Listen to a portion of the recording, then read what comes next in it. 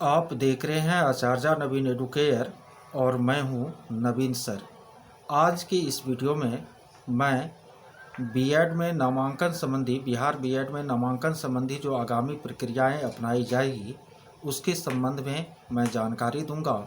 और आज के इस वीडियो में आप लोग यह जान पाएंगे कि कितने रैंक वाले तक का चांसेज है एडमिशन का, किनको किस तरह का कॉलेज मिलेगा, कॉन्स्टिट्यूएंट और अफिलिएटेड कॉलेज में क्या डिफरेंसेज है, उसके बाद आरक्षण की प्रक्रिया किस तरह से अपनाई जाएगी, पीएच और एसएमक्यू कोटा के लिए अलग से रैंक क्यों नहीं घोषित किया गया है, उनको किस तरह से आरक्षण का लाभ मिलेगा, कितने कॉलेज आपको फिल करने हैं, यानी ये सारी जानकारियाँ और ये सारे प्रश्न जो आप हमसे बार बार पूछ रहे हैं उन सभी का मैं जो है क्लियर कंसेप्ट के साथ उत्तर दूंगा और आप लोग संतुष्ट हो जाएंगे।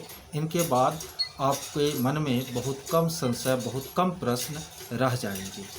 तो इसलिए इस वीडियो को आपको लास्ट तक क्या करना है, पैसेंस के साथ देखना है, ध्यानपूर्वक सुनना है और समझने की कोशिश करनी है।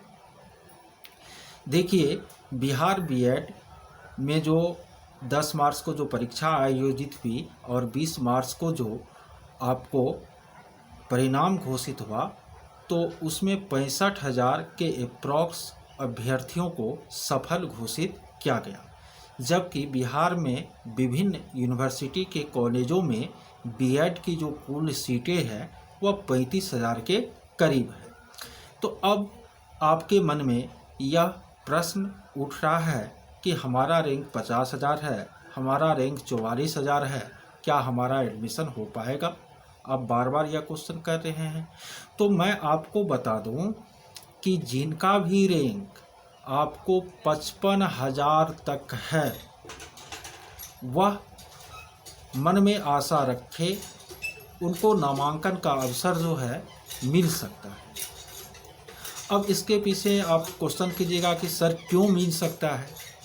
तो मिल इसलिए सकता है क्योंकि अब इसमें आपको जो कॉलेज आवंटित होंगे छात्रों को वह आरक्षण के नियमों का पालन करते हुए किया जाएगा। और साथ ही साथ आपको दूसरी बात यह है कि बहुत सारे ऐसे छात्र हैं जो कि फीस के कारण नामांकन लेने में सक्षम नहीं है। तो ये दो कारण है, आरक्षण की प्रक्रिया और फीस की समस्या, जिसके कारण कि चौथे राउंड तक, तीसरे राउंड तक आपका रैंक यदि 55,000 के आसपास भी है तो आपको नामांकन लेने का अवसर जो है प्राप्त हो पाएगा। अब आगे हम लोग जानते हैं कि आरक्षण की प्रक्रिया किस तरह से अपनाई जाएगी। देखिए, आरक्षण की प्रक्रिया जो है वह वर्टिकल अपनाई जाएगी, ऊर्ध्वाधर रूप से, ठीक है।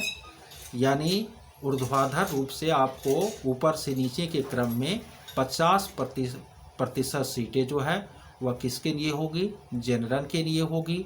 उनके बाद 16% सीट एससी के लिए, 1% सीट जो है एसटी के लिए, 12% बीसी के लिए, 18% ईबीसी के लिए और 3% जो है वह डब्ल्यूबीसी के लिए होगा, ठीक है।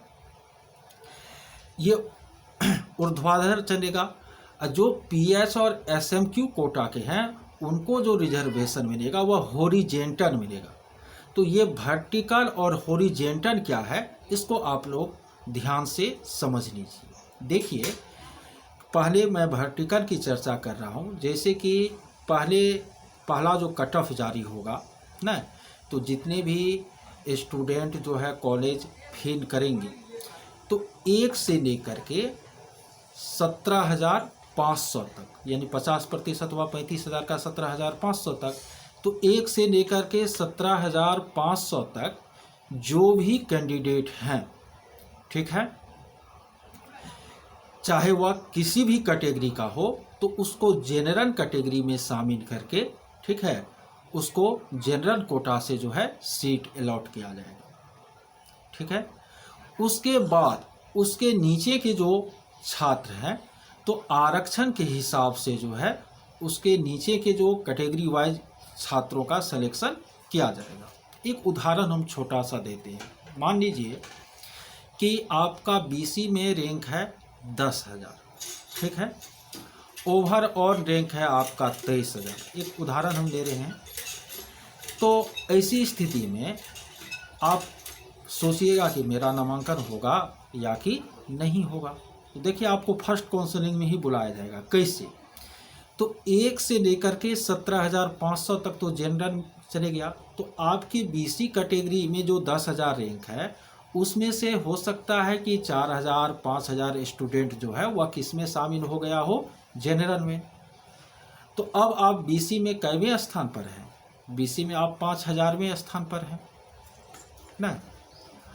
और बीसी में जो आप 5,000वें स्थान पर हैं तो बीसी के लिए सीट कितनी है?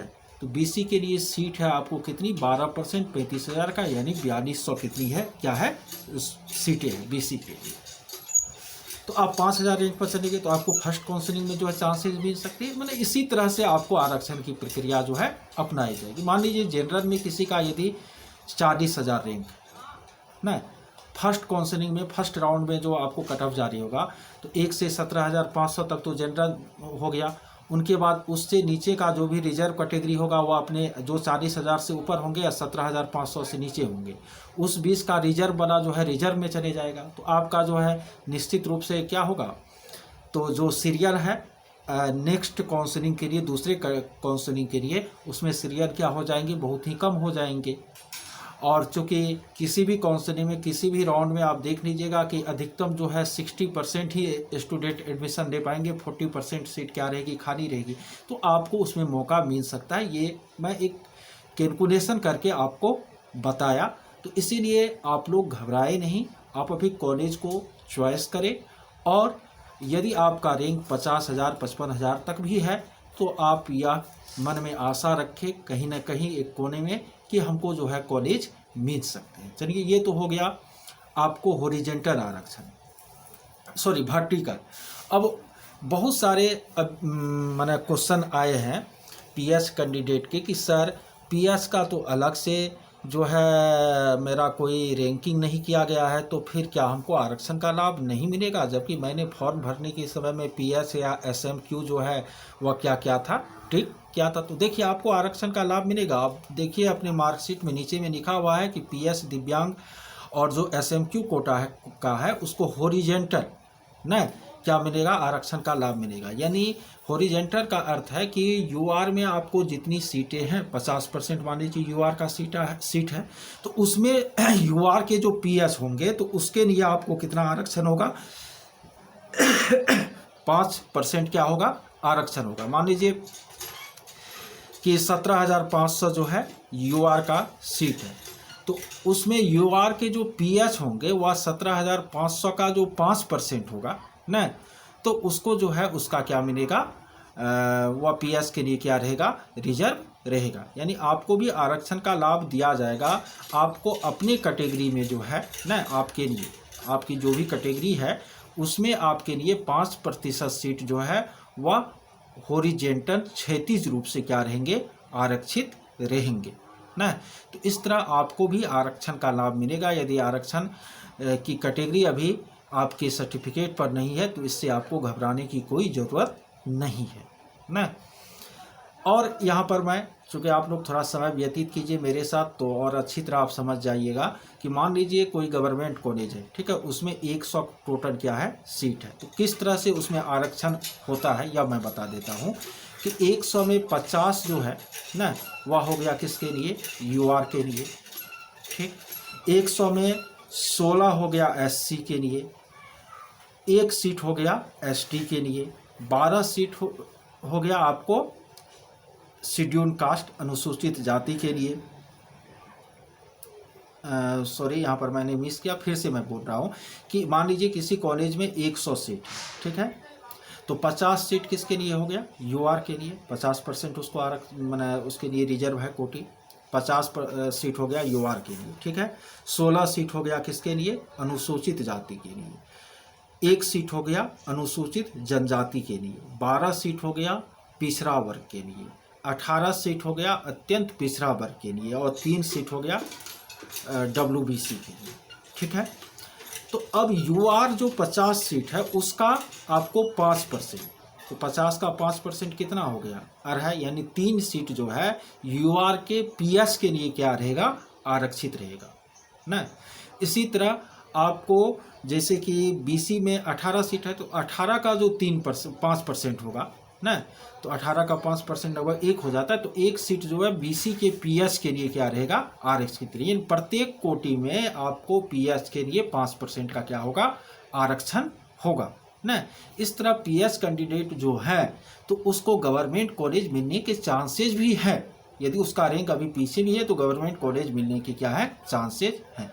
ये तो हो गई आप पीएस कैंडिडेट के लिए बात। उसके बाद बहुत सारे आवेदकों ने ये भी पूछा है, वह जनरल कैटेगरी से है, तो वह कहते हैं कि सर सबका तो 2 तरह का जो है रैंक दिखाया जा रहा है, एक जनरल वाला और उसके एक कैटेगरी वाला, लेकिन मेरे में तो केवल एक ही रैंक है कि ओवरऑल रैंक, और कैटेगरी वाइज रैंक हम में नहीं है। तो देखिए जनरल में कोई कैटेगरी नहीं होती। यदि आप जनरल के हैं, ठीक है, जनरल कास्ट के हैं, तो आपका केवल एक ही रैंक ओवरऑल रैंक ही दिखाया जाएगा, आपको कैटेगरी वाइज रैंक जो है नहीं दिखाया जाएगा। तो इसलिए इससे आपको परेशान होने की ज़रूरत नहीं है।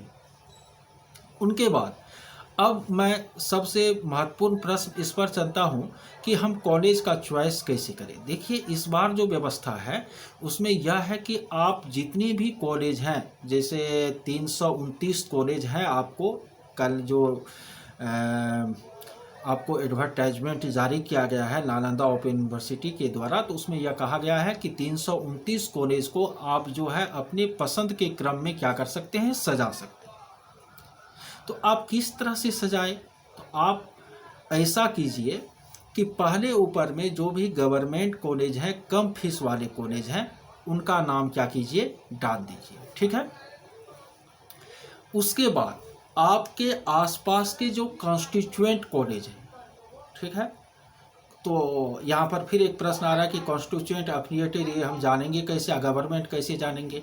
तो इसके लिए आपको नालंदा ओपन यूनिवर्सिटी की वेबसाइट पर जो कॉलेज की लिस्ट जारी की गई है उसको डाउनलोड करनी होगी, और उसमें आपको देखना होगा कि हमारे आसपास के किस कॉलेज के नाम के आगे जो है कॉन्स्टिट्यूएंट लिखा हुआ है, किसके आगे एफिलिएटेड लिखा हुआ है, किसके आगे जो है प्राइवेट लिखा हुआ है, किसके आगे गवर्नमेंट लिखा हुआ है, वह आपको खुद देखनी होगी। यदि वह लिस्ट आप खुद से डाउनलोड नहीं करते हैं तो इस वीडियो के डिस्क्रिप्शन बॉक्स में मैं उसका लिंक दे देता हूं, आप जो है जा करके उसको क्लिक कीजिए, आप उसको डाउनलोड कर लीजिएगा, ठीक है। तो पहले आपको गवर्नमेंट कॉलेज की नाम डालिए, सबको, चाहे उसका रैंक कुछ भी हो, ठीक है। यदि आप चाहते हैं कि कम फीस में मेरा हो जाए तो आप गवर्नमेंट कॉलेज पहले डालिए। उसके बाद जो कॉन्स्टिट्यूएंट कॉलेज आपके आसपास के हैं जहां आप एडमिशन ले सकते हैं उनका नाम क्या कीजिए, डालिए। और उसके बाद जो एफिलिएटेड कॉलेज हैं ना, उनका नाम अपने पसंद के क्रम में आप डालिए, और अंत में आप प्राइवेट को क्या कीजिए, डालिए। समझ रहे मेरे बात को। तो इस तरह आप मैक्सिमम कॉलेज को अपने पसंद के क्रम में सजाइए, नहीं कि 2, 4, 5, 10 हम सजाए। अब किसी को इच्छा हो कि हम 5 ही दे, इसमें मेरा एडमिशन होगा तो होगा, नहीं तो हमको एडमिशन नहीं लेना है, तो वो 5 ही कॉलेज का नाम दे, जिसमें वो चाहते हैं उसको पसंद के क्रम में सजाए। यानी आप अपनी इच्छा से, अपनी पसंद के आधार पर, ठीक है, आप कॉलेज को सजा सकते हैं। जितनी भी संख्या में आपको सजाना है उतनी संख्या आप उसमें फिलअप कर सकते हैं, और लिस्ट आपको डिस्क्रिप्शन बॉक्स में मिल जाएगा। बहुत सारे लोग डाउनलोड किए ही होंगे, उससे आप वह जा करके क्या करें, देख ले थोड़ा ध्यानपूर्वक।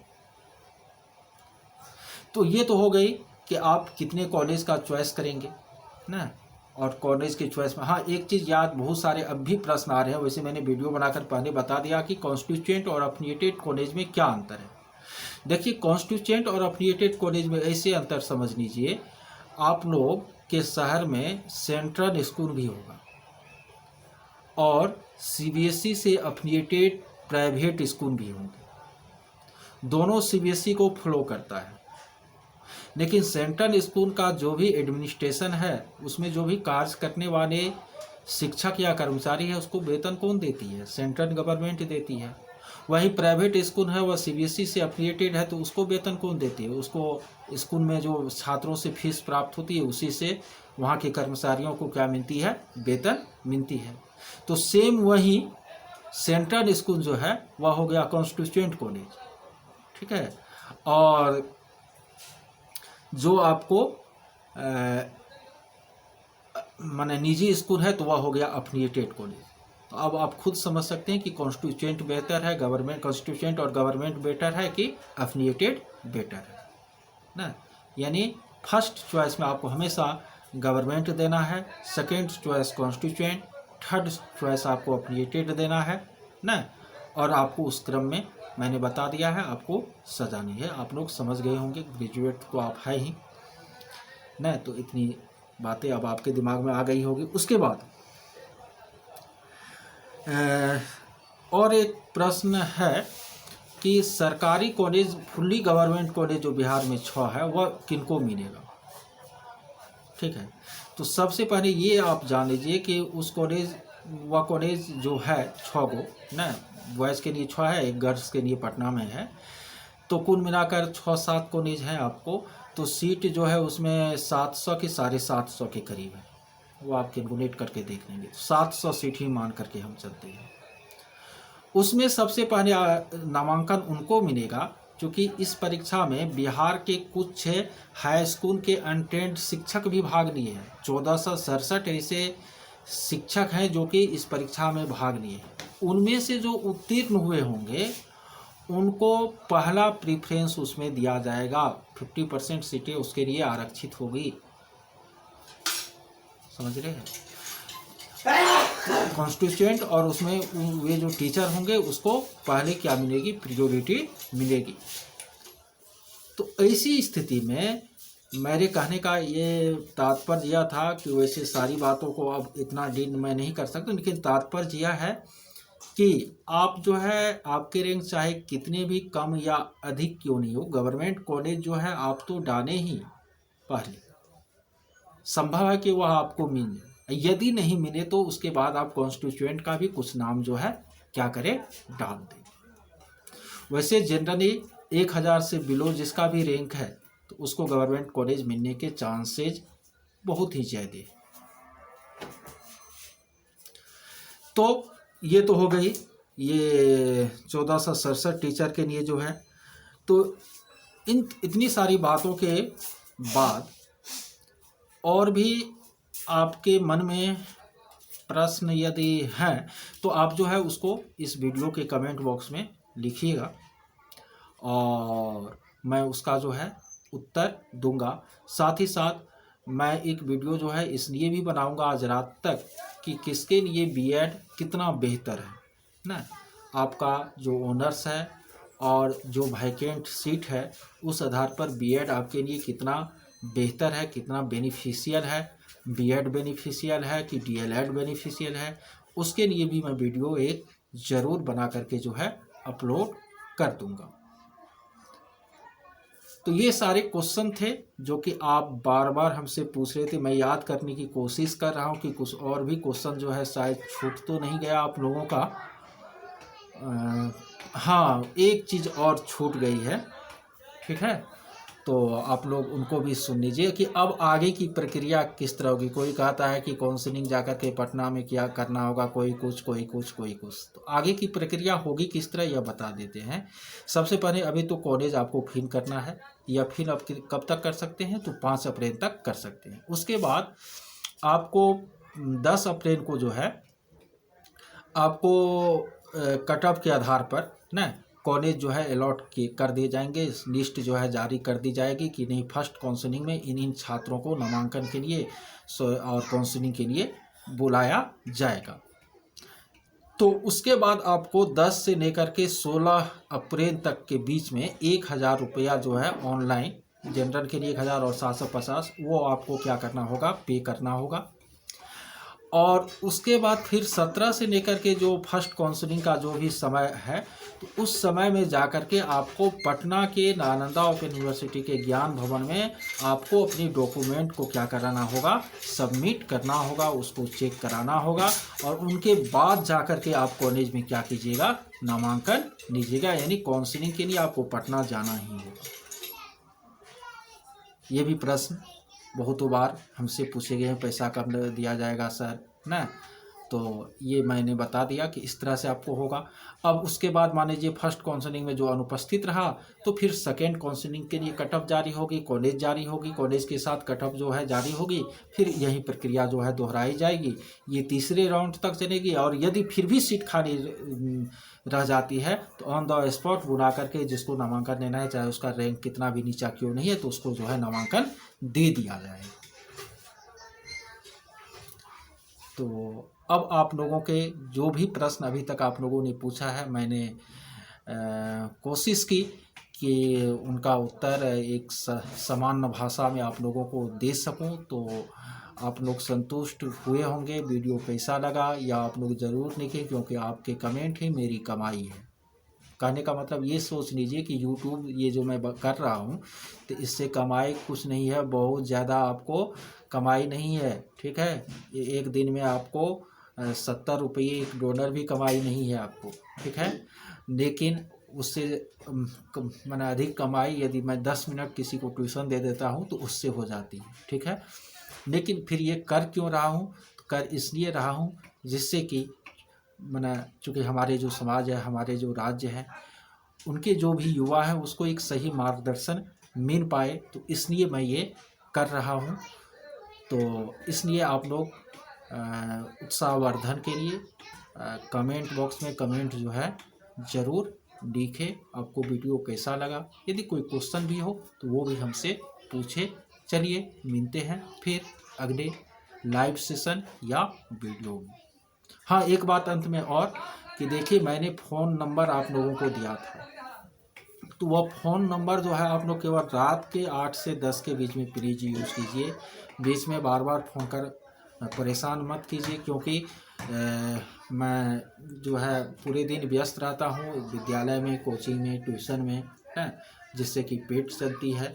तो आप लोगों से यह मैंने निवेदन है कि आप लोग जो है रात्रि के समय 8 से 10 के बीच ही कॉल करें, अन्यथा बहुत परेशान कीजिएगा तो सिम को खोल करके मैं अलग में रख दूंगा ना। तो इसलिए आप लोग इस बात का थोड़ा सा ध्यान रखें। तो चलिए, हाँ, बीच में आपको यदि व्हाट्सएप मैसेज करनी है तो आप कीजिए, मैसेज करने से कोई दिक्कत नहीं है, और समय मिलने पर मैं उसका रिप्लाई जो है ज़रूर कर दूँगा।